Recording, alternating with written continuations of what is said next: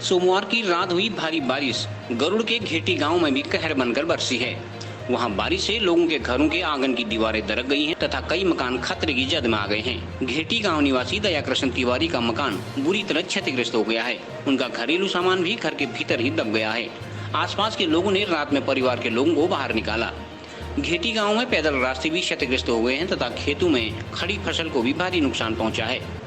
गांव के बुजुर्गों ने बताया कि आपदा का ऐसा मंजर तथा इतनी भारी बारिश उन्होंने पहले कभी नहीं देखी। प्रभावित परिवारों ने सुरक्षित स्थानों में शरण ले ली है। कई मकानों में भी दरार आ चुकी है। जनप्रतिनिधियों ने प्रभावित परिवारों को विस्थापित करने की मांग की है। इधर गरुड़ विकासखंड के थान डंगोली निवासी जगदीश गोस्वामी के घर का आंगन भी दरक गया है तथा मकान खतरे की जद में आ गया है। ग्रामीणों ने प्रभावित परिवारों को मुआवजा देने तथा परिवारों को विस्थापित करने की मांग की है। पेश है एक रिपोर्ट। मैं जगदीश गोस्वामी थान डंगोली से रहने वाला हूँ। मेरे यहाँ कल रात बारिश से पूरी स्लाइडिंग हुई है। खतरे के साए में जी रहा हूँ मैं। और राजेश पांडे जी हमारे साथ हैं, जानते हैं क्या कुछ नुकसान के बारे में बता रहे हैं। पांडे जी, जैसा कि कल रात्रि में मूसलाधार बारिश हुई थी तो हमारे बगल में हमारे बड़े भाई दया कृष्ण जी तो वो शारीरिक रूप से अक्षम है, पैरालाइज है और इनकी मिसेज हैं।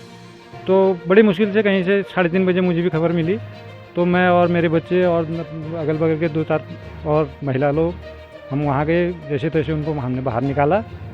उस समय तो अंधेरा था, हमने आगे का वो सीनरी देख नहीं पाए। अगर होता तो शायद हम बचाव कार्य नहीं कर पाते।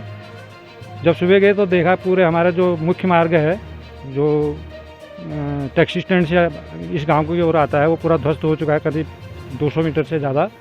और वही उसी रास्ते के बगल पे हमारा जो सिंचाई के लिए गुल है, प्रवासी बच्चे घर आए थे, उन्हें बारिश में ही अपने जान का खतरा लेके पूरा रेस्क्यू किया और उनके अंदर का जितना भी जीवन यापन का जो साधन था वो सामान लेके आए हैं और अभी गांव में ही किसी वहाँ उनके रहने की हमने व्यवस्था कर रखी है। आपदा का विकराल रूप देखने को मिला है। अभी घेटी गांव में हम लोग हैं जहां पे कल रात जो बारिश हुई थी उसमें दया किशन तिवारी जी का परिवार इस आपदा में बुरी तौर से प्रभावित हुआ है। इनका पूरा मकान व सुरक्षा दीवार पूरी ढह चुकी है। मैं आप अपने सहयोगी कैमरामैन प्रमोद जी से निवेदन करूंगा कि एक बार आपको दिखा देंगे किस प्रकार से आपदा का मंजर यहाँ पर देखने को मिल रहा है। ग्रामीणों का आरोप है कि अब तक शासन प्रशासन का कोई भी नुमाइंदा यहाँ पर निरीक्षण के लिए नहीं पहुँचा है। कुछ लोगों ने बताया कि प्रशासन के कुछ लोग आए थे और कुछ दूरी से ही फ़ोटो खींचकर वो चले गए हैं। कहीं ना कहीं संवेदनशील मामला है। प्रशासन को तत्काल यहाँ पर राहत शिविर लगाना चाहिए। और जो प्रभावित है परिवार हमारे साथ हैं, हम जानना चाहेंगे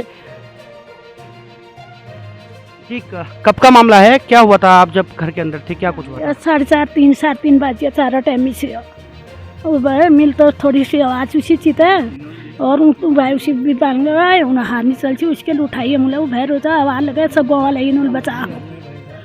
आपने सुना कि पीड़ित का बताया कि जो परिवार के मुखिया हैं दया किशन जी वो शारीरिक रूप से कमज़ोर हैं। जो गांव वाले हैं उन लोगों ने बचाया, बड़ी मुश्किल से उन लोगों को बचाया है। शासन प्रशासन ने मौका मुआयना कर प्रभावित को तत्काल मुआवजा देना चाहिए। जिला पंचायत सदस्य के प्रतिनिधि के रूप में कैलाश परियार जी हैं, जानना चाहेंगे क्या कुछ प्रशासन से उनकी डिमांड है? प्रशासन से डिमांड हमारी ये है कि जल्दी से जल्दी जो पीड़ित परिवार है उनको मुआवजा दिया जाए और जल्दी से जल्दी इसमें जो काम शुरू किया जाए, क्योंकि अगर सुरक्षा दीवार यहाँ पर नहीं दी जाती है तो अन्य मकानों को भी शायद ऊपर तक खतरा हो सकता है, क्योंकि ये 200 मीटर तक इसमें बता रहे हैं कि दरार आगे तक आई है।